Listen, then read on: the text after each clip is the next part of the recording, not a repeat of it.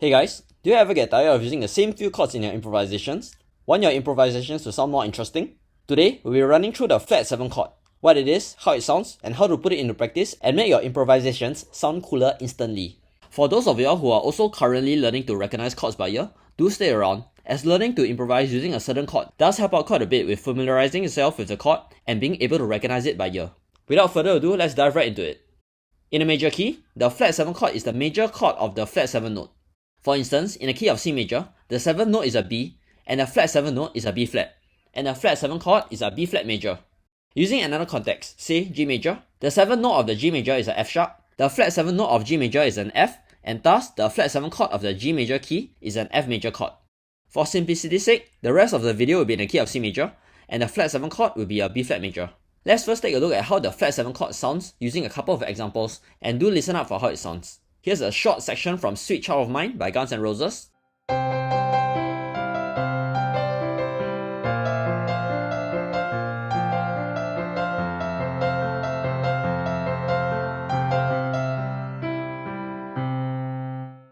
Here's one of We Are One from Lion King 2.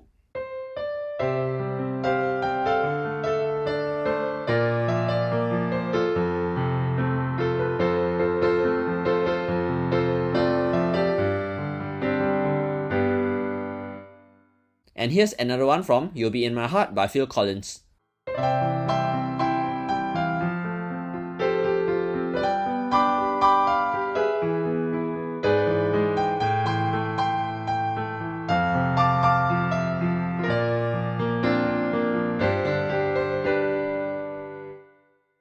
Here are the 3 chord progressions from the 3 examples shown earlier, and notice that the flat 7 chord, which is B flat major in this case, has a pretty majestic and optimistic kind of sound.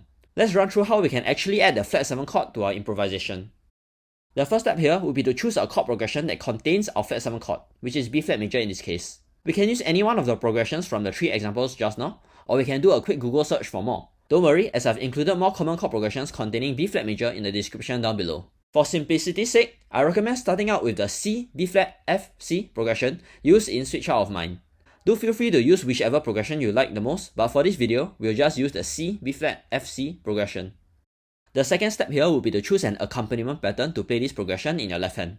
Here are a couple of accompaniment patterns that you can choose to apply to the progression.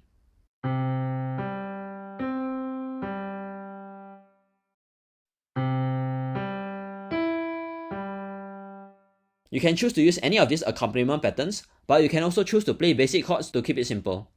The next step will be to actually improvise the melody based on our chords. As melodies are made up of notes and a rhythm, we need to take care of both sides.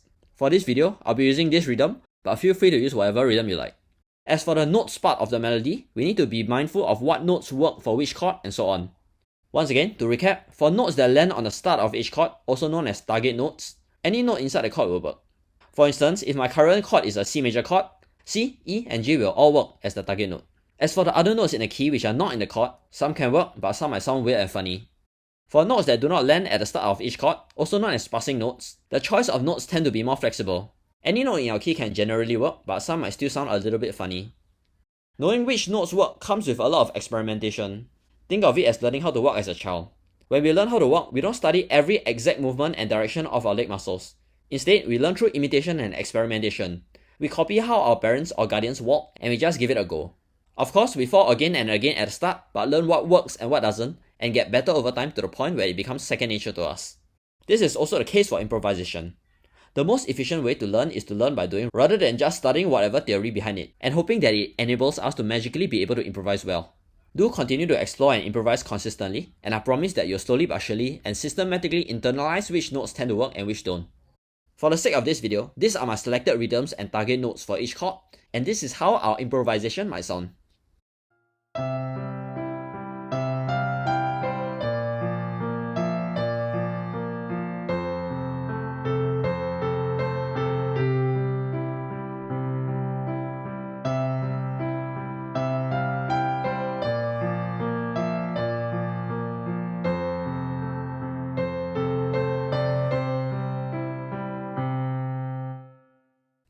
Do give this a shot, and do feel free to change whatever you wish to change here, as there are millions and millions of possible ways that can work here.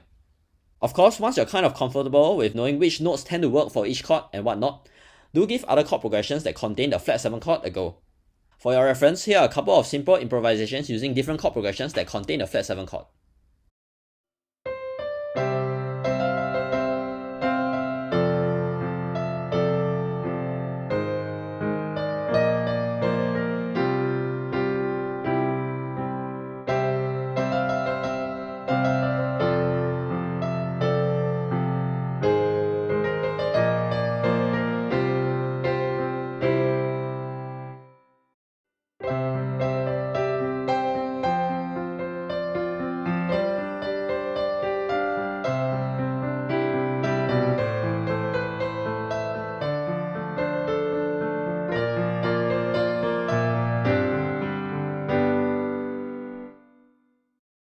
Do give these other progressions a try if you haven't already, and hopefully you'll soon be more familiar with the flat 7 chord, how to identify it, and how to add it to your improvisations.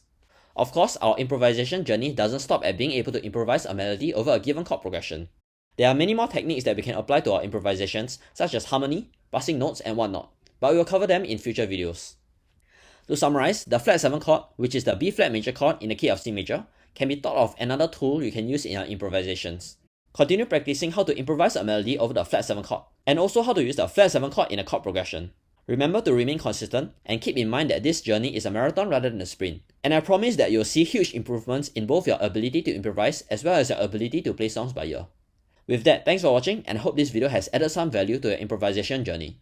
If it has, do consider giving this video a like and subscribe if you haven't already, if you don't wish to miss more of these videos, and also because it will really help out this channel in the long run. I'll see you in the next video.